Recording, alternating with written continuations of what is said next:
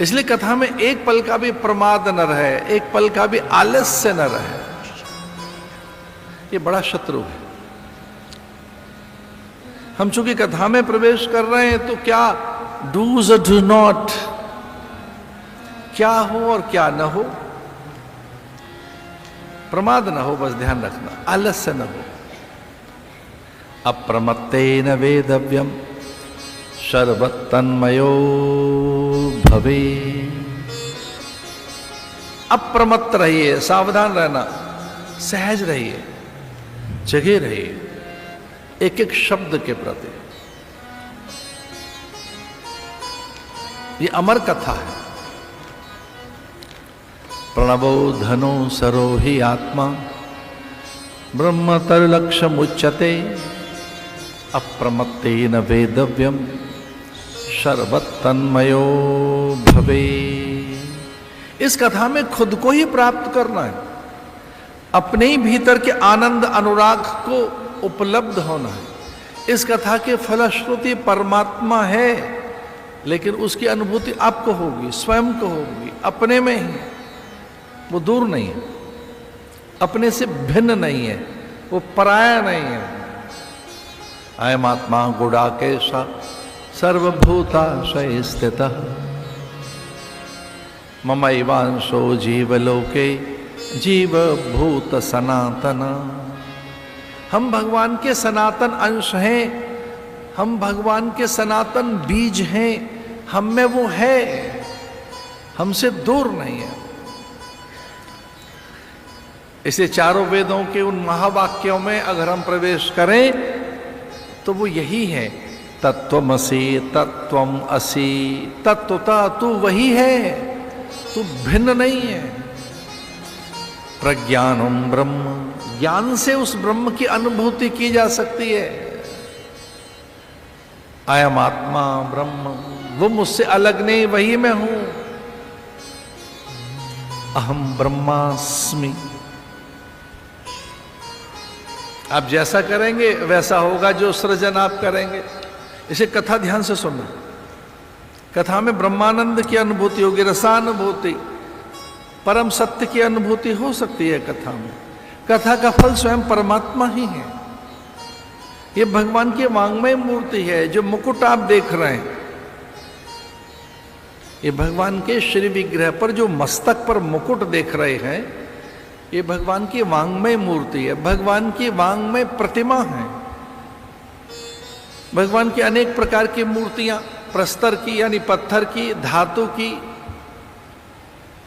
हमने तो ऐसी प्रतिमाएं देखी, रत्नों की। अरे स्वर्ण प्रतिमाएं तो कितनी जगह हमने देख ली होंगी, रजत और स्वर्ण की प्रतिमाएं तो पता नहीं कितनी। हमने तो रत्नों की प्रतिमा देख ली, रत्न प्रतिमा, रत्नों की मूर्ति।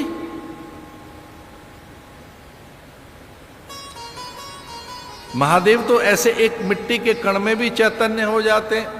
पार्थिव शिवलिंग जब बनाया जाए उनका, मिट्टी के एक कण में, हर कंकर में शंकर है। भारत ऐसा देश है कि हर कंकर में शंकर है, यहाँ के हर शालिग्राम में भगवान है।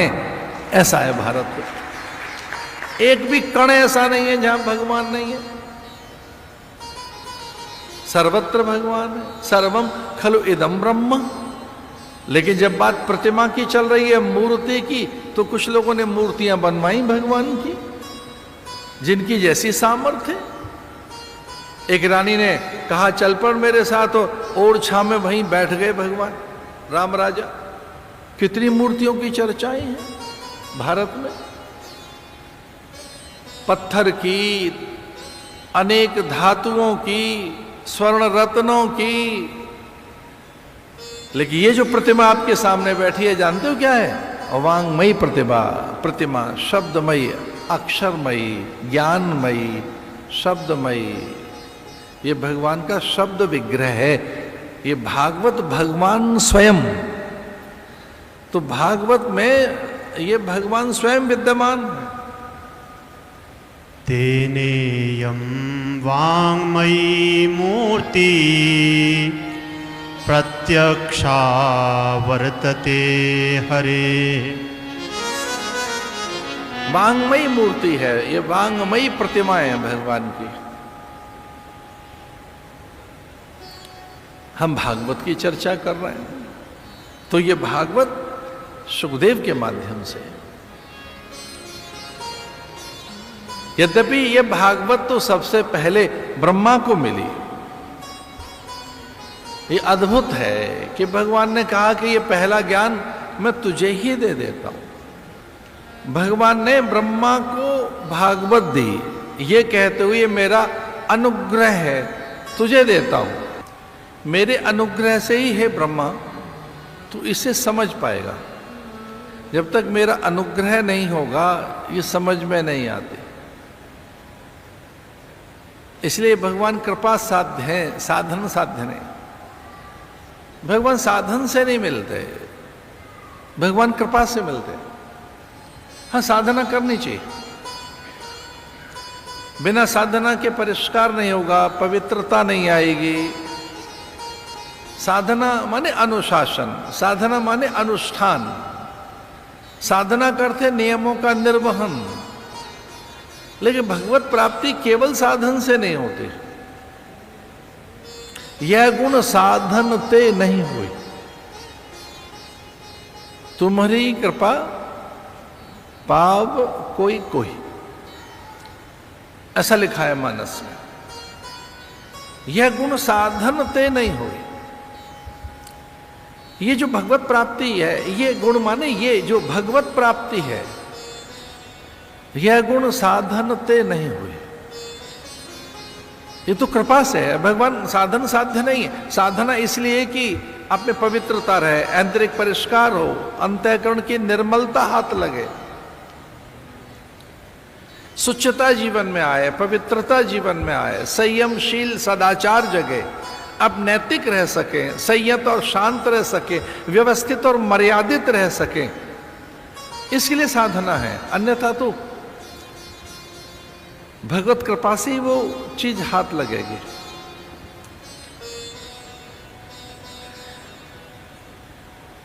शौनिक आदि 88,000 ऋषियों की चर्चा है भागवत के एकदम आरंभ में। शौनिक ऋषि सामान्य ऋषि तो है नहीं, ऋग्वेद की एक शाखा के वो ऋषि हैं, ऋग्वेद की एक शाखा के वो प्रवर्तक हैं, ब्रह्मज्ञानी ऋषि शौनिक, सामान्य नहीं। इसे परमहंस ही से समझ पाते हैं। ये परमहंस संहिता है, ये सामान्य जनों के लिए है भी नहीं। चूंकि अमृत है तो सामान्य जन भी इसका पान करें तो तर जाएंगे, पर ये भैया सामान्य नहीं है। भागवत का ज्ञान सामान्य तो नहीं है, परमहंस संहिता है। ये परमहंसों के लिए, जो पहुंच गए उनके आनंद के लिए। एक और बात बताएं, ये उनका विलास है, आनंद विलास, कृपा विलास, हासोल्लास विलास। वो पहुंच गए जो ज्ञानी, जो आत्मरमण कर रहे हैं, उनका मन करे कभी कुछ करने का कि क्या श्रृंगार करें, क्या रखें आसपास, क्या देखें, दिखाएं, जताएं, बताएं। तो जब उनका मन कराया बड़े बड़े महापुरुषों का कि क्या कर लेना चाहिए, अब बहुत कुछ हो गया, सब कुछ तो जान लिया, सब कुछ पहचान लिया, ऐसे में क्या करें, तो उनको आता है चलो ऐसे में भागवत सुन लेते हैं। आनंदोल्लास विलास हास, आनंदोल्लास।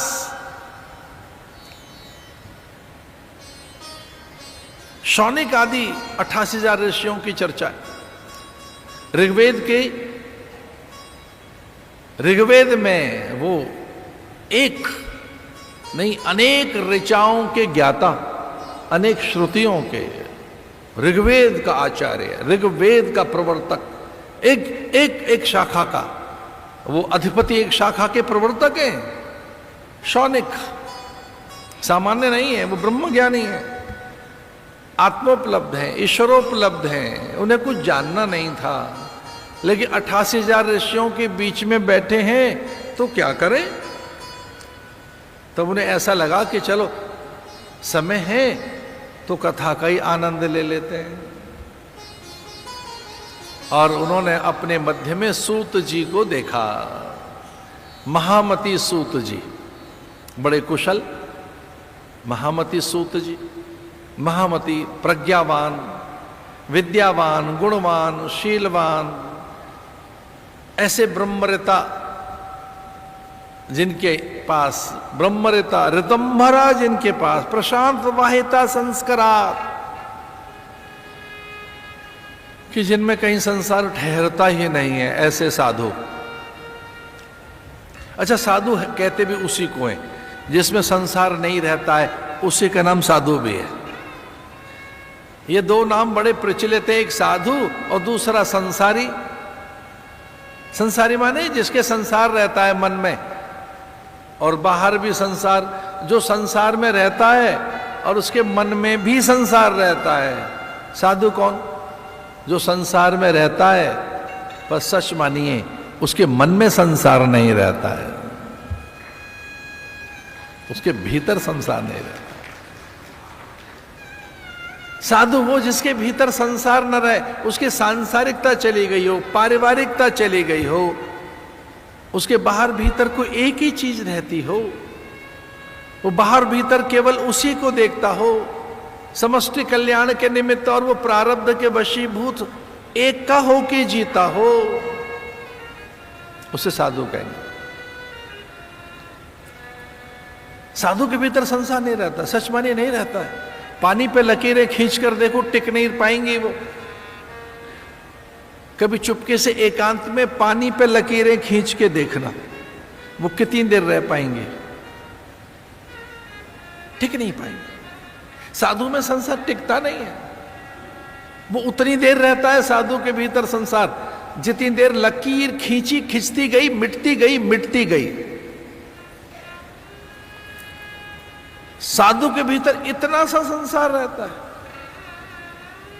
प्रशांत वाहिता संस्कारात, उसे आनंद रहता है। विशोकावा ज्योतिष्मती, उसका शोक चला गया होता है। साधु परम प्रकाश में रहता है, परमानंद में रहता है, अल्लड़ होता है साधु। वो अपने आनंद से अलग रहता नहीं। जो परम प्रकाशक है वो साधु। ऐसे ही सूत जी जिनमें संसार तनिक नहीं, शौनिक जो ब्रह्मज्ञानी हैं, 88,000 ऋषियों के साथ बैठे हैं और उन्होंने कह दिया कि वो हमें कथा सुना दीजिए। अज्ञानध्वांत विध्वंस कोटि सूर्य समप्रभ सूताख्या हि कथा सारम मम कर्णरसायनम। अज्ञानध्वांत विध्वंस कोटि सूर्य समप्रभम। करोड़ों करोड़ों सूर्यों जैसा ज्ञान आपके पास है। हम अज्ञान टिकेगा कहां?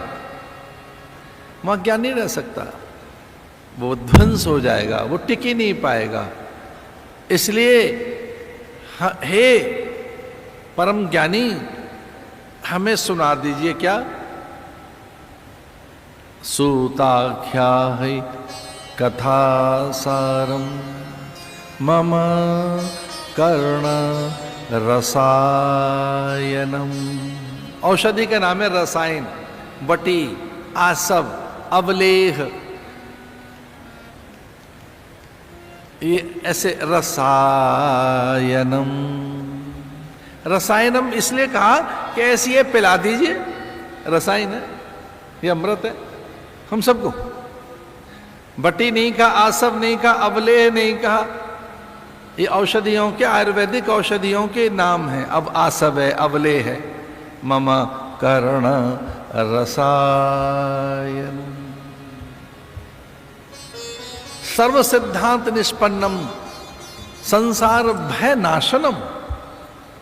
सूत जी कहते हैं कि संसार के भय का जो नाश कर देती है, संसार रह नहीं जाता जिसको सुनने के बाद, और फिर कुछ करना शेष नहीं रहता, और जिसमें सारे सिद्धांत आ जाते हैं, सर्व सिद्धांत निष्पन्नम, सारे सिद्धांत उसमें आ जाएंगे। द्वैत, द्वैताद्वैत, शुद्धाद्वैत, विशिष्टाद्वैत और अद्वैत।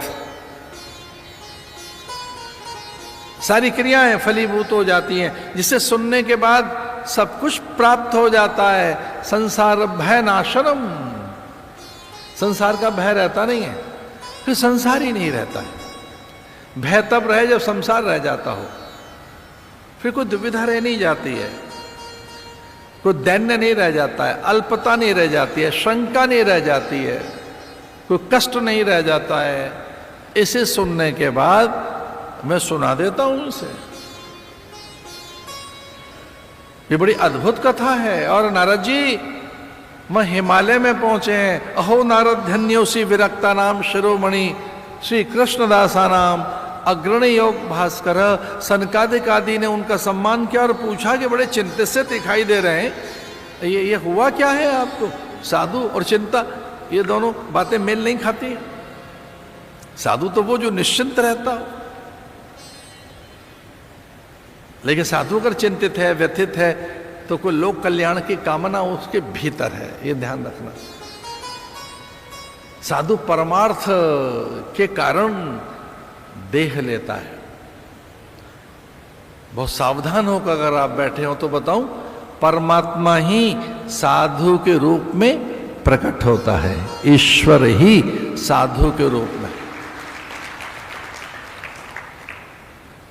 जब भगवान परमार्थ के लिए, अपने कार्य की सिद्धि के लिए आना चाहते हैं तो वेश बदल लेते हैं और साधु के वेश में आते हैं। भगवान सत्संकल्प के लिए, शुभ संकल्प के लिए, धर्म रक्षण के लिए, अपने कार्य की सिद्धि के लिए भगवान साधु का वेश बनाते हैं। और ये करोड़ों करोड़ों भारतीयों के मन में बैठा है कि साधु नारायण स्वरूप होता है। मैं तो आप में से बहुत से लोग इस बात को जानते हैं। आप में से तो पता नहीं कितने लोगों ने देखा है कि जब मैं नागाओं की दीक्षा करता हूं, उनको सन्यास देता हूं, ऐसे लगभग 12-13 लाख नागा सन्यासियों को अब तक मैं ये सन्यास दे चुका। उनको यही तो हम कहते हैं, ओम नमो नारायण। अब आप नारायण हो गए। ओम भू संन्यस्तम मया, ओम भुवः संन्यस्तम मया, ओम स्वः संन्यस्तम मया, ओम सर्वं संन्यस्तम मया। नारायण हो गया। साधु माने नारायण स्वरूप। नारायण ही साधु में आता है।